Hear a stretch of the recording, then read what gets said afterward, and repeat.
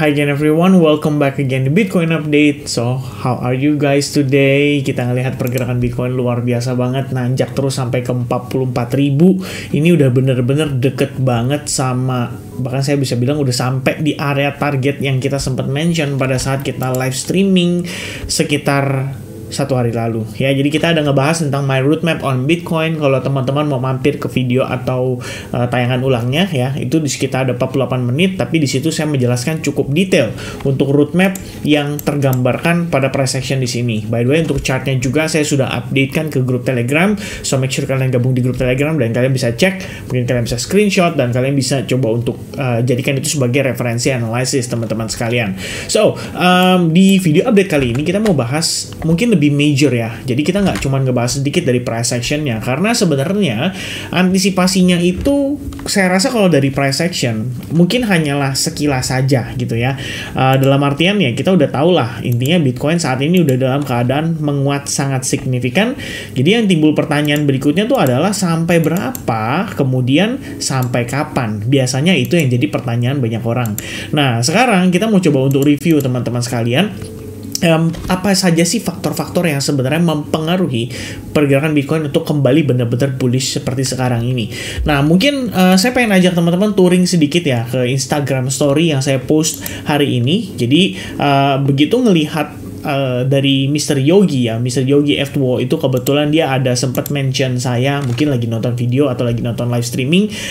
Intinya di situ sedikit menjelaskan atau menggambarkan ya bahwa saya sedang membaca sebuah artikel yang saya sampaikan ke teman-teman juga di sana, bahwa artikel ini sebenarnya sangat penting ya, karena berbicara sedikit tentang progres daripada pengaruh harga Bitcoin, pengaruh dari keputusan The Federal Reserve ya, kebijakan moneternya atau kebijakan perbankannya, dan pengaruhnya terhadap Bitcoin.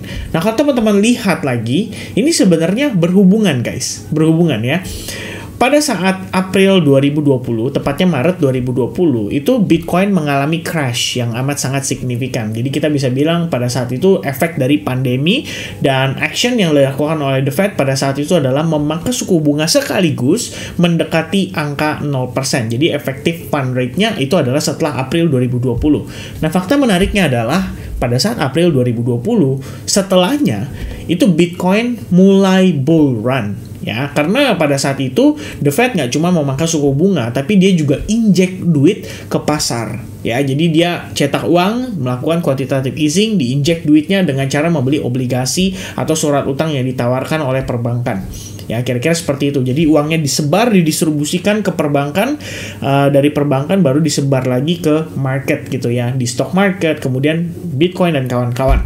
And then yang menarik adalah yang mungkin jadi pertanyaan kita semua. Apakah ini adalah sebuah kebetulan? Karena November 2021, kalau teman-teman lihat, itu adalah momen The Fed melakukan pivot.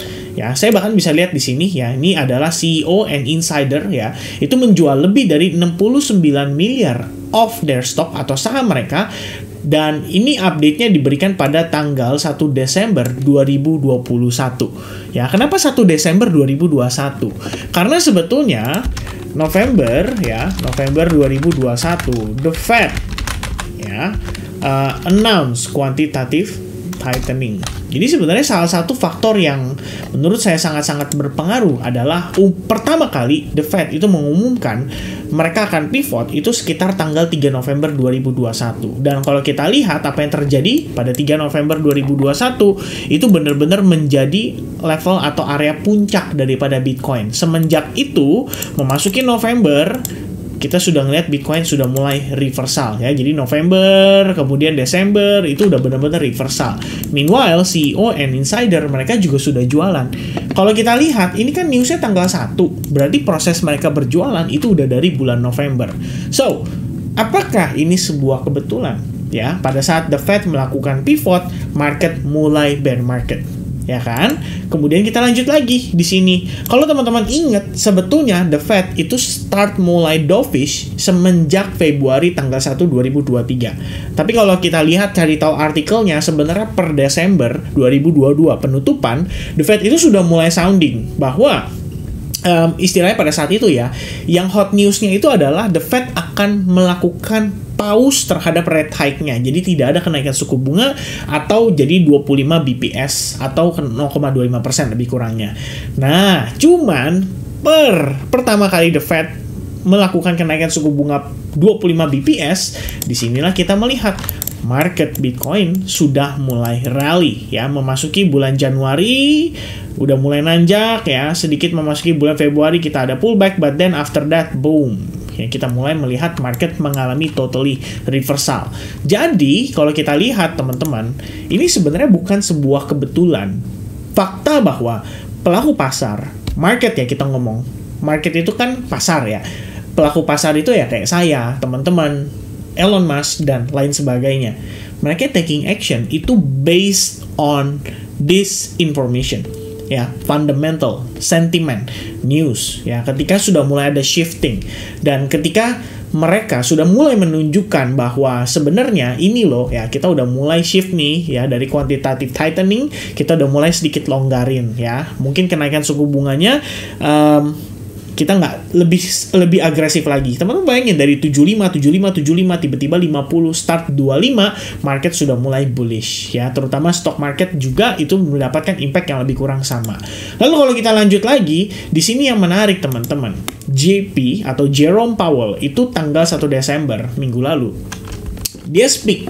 Apa yang disampaikan oleh Jerome Powell ya pada saat tanggal 1 Desember 2023 ya. Lagi-lagi 1 Desember 2023. The Fed mengatakan ya, intinya dia sampaikan pada saat speak tersebut, dan langsung aja teman-teman to the point ya. Karena yang penting itu kan bukan Jerome Powell ngomong apa, tapi yang penting itu adalah market reaksinya apa ya. His remarks come with market pricing indicating that the Fed is done hiking. Jadi dia nggak akan naikin suku bunga lagi. Itu pertama.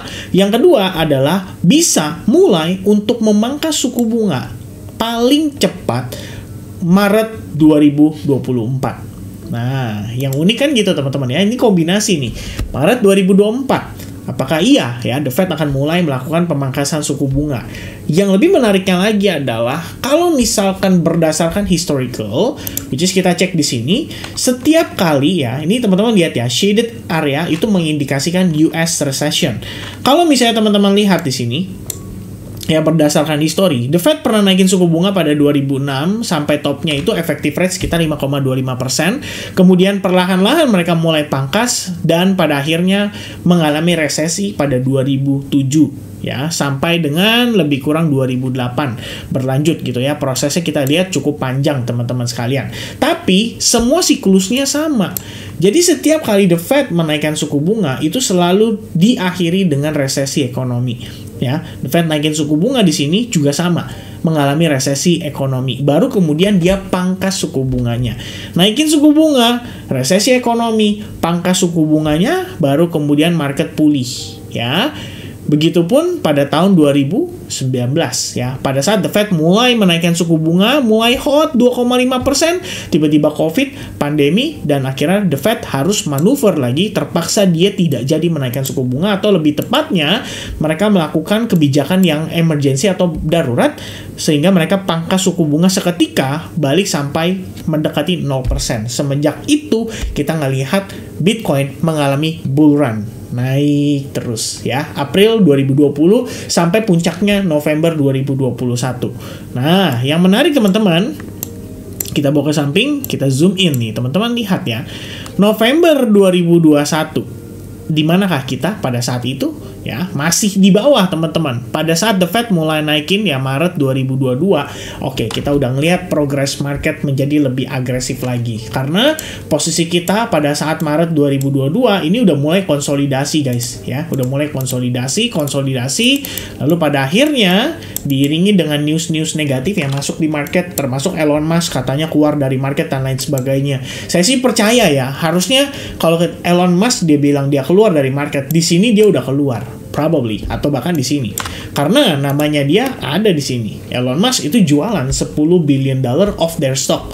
Ya, di sini saya nggak tahu ya apakah termasuk Bitcoin atau tidak. Tapi very likely termasuk Bitcoin. Dan pada saat itu Maret 2022, The Fed pertama kali naikin suku bunga, market shock, harga nanjak, kemudian bam, dibanting. Ya, jadi kayak semacam liquidity sweep, membuat market bingung apakah ini sebenarnya masih bisa naik atau sebetulnya udah totally kelar ya, benar-benar kelar sampai kita masuk ke bear market ya. Nah, yang lebih menarik lagi adalah selain Jerome Powell di sini ya menunjukkan statement yang dovish, kita tahu, nah guys ya, April 2024 itu adalah perkiraan jadwal next halving Bitcoin dan dibarengi dengan election pada 2024. Jadi US election akan diadakan pada 2024. Jadi the biggest question adalah apakah market saat ini memang disetting atau disetel, kalau kata koko kita dari Tokyo, market disetel untuk terlihat baik,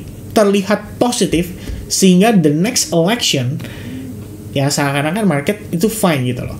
Padahal setelah tadi saya melakukan research ya, saya cari tahu, bahkan ada beberapa teman saya juga orang saat ini tinggal di US, ya mereka cerita homeless di US itu bertambah loh, bukan berkurang teman-teman.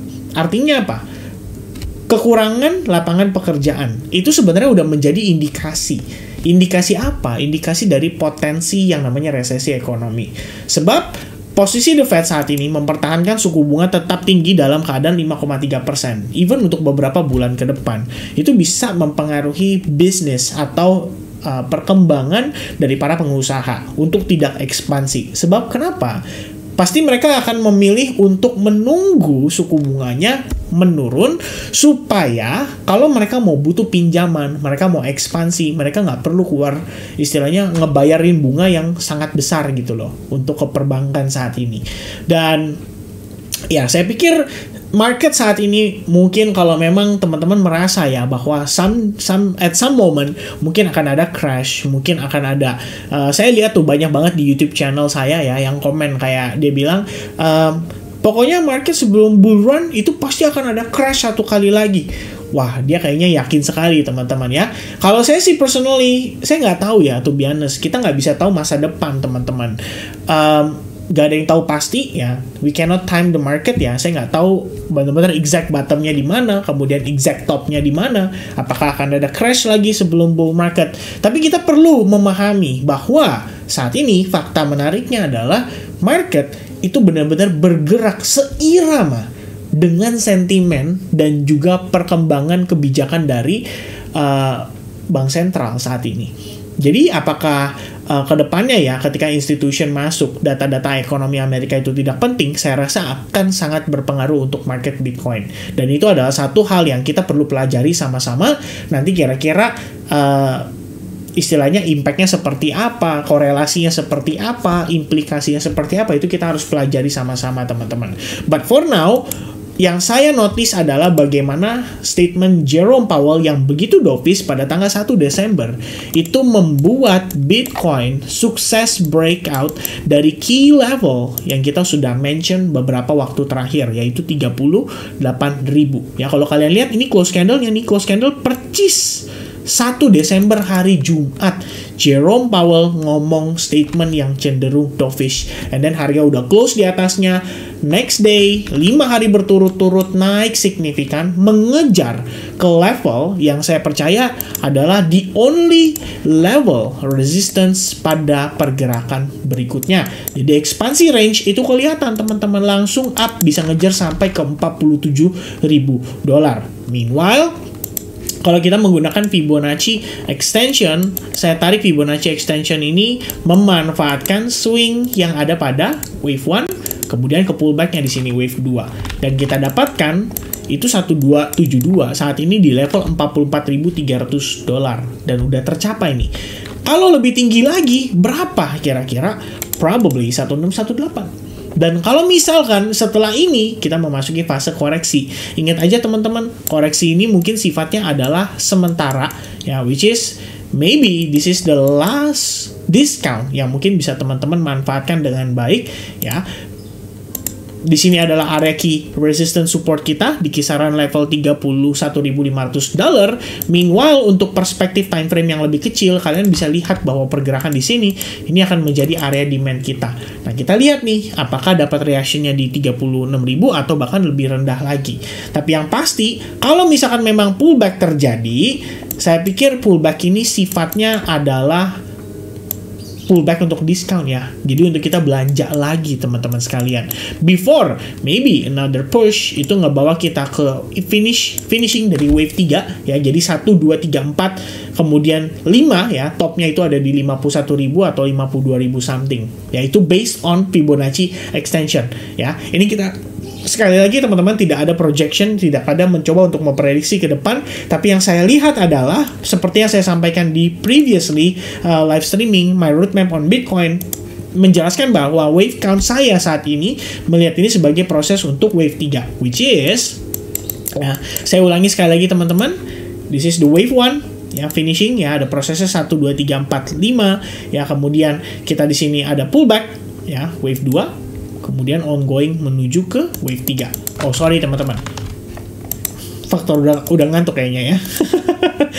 Wave 1, 2, 3, 4, 5, wave 1 pullback, kemudian wave 2 Fibonacci 50%, and then prosesnya adalah 1 of 3 ya, 2 of 3, and then sekarang ongoing 3 of 3 atau 3 untuk wave 3. Baru kemudian kita ngomongin lagi maybe 4 dan terakhir finishing ke 5 ya, baru kemudian boom finish wave 3, baru kita ngerasain nanti pullback untuk wave 4 before another extension di bull run next year teman-teman sekalian ya. Ini timelinenya tepat sekali kalau kita ngelihat dari bawah ini ya, tapi saya nggak tahu ya untuk exactnya seperti apa, but for me personally guys, ini yang saya terapkan ya saat ini di advance group juga. All my position saat ini cuman long doang, kita cuman lagi ngelong aja. Cuman teman-teman harus antisipasi ya, agak waspada nih untuk altcoins-nya. Sebab apa? Bitcoin nanjak kayak gini, Bitcoin dominance pasti ikut nanjak juga.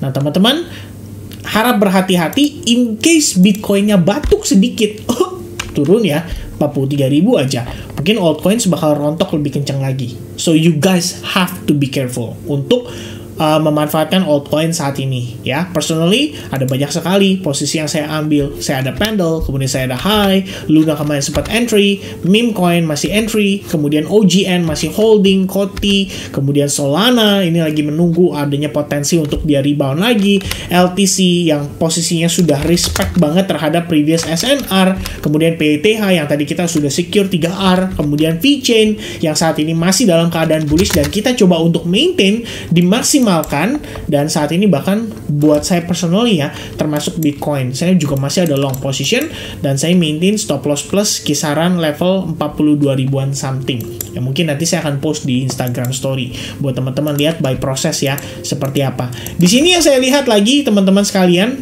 kita ngelihat progress ya. Buat saya simple, ini buat masukan buat teman-teman juga, as long Bitcoin time frame 1 jam di atas EMA 21, jangan coba-coba untuk nebak topnya di mana.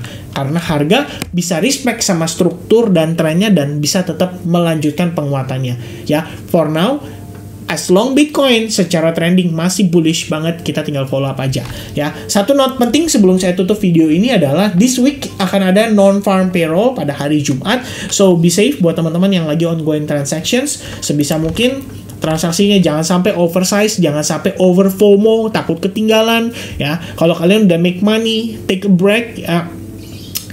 break ya, istirahat sejenak, neutralkan kembali psychology teman-teman untuk mempersiapkan lagi di next trade atau next setup. So God bless buat everybody. I'll see you guys again in the next update. Cheers for everybody and sehat selalu guys. Bye bye.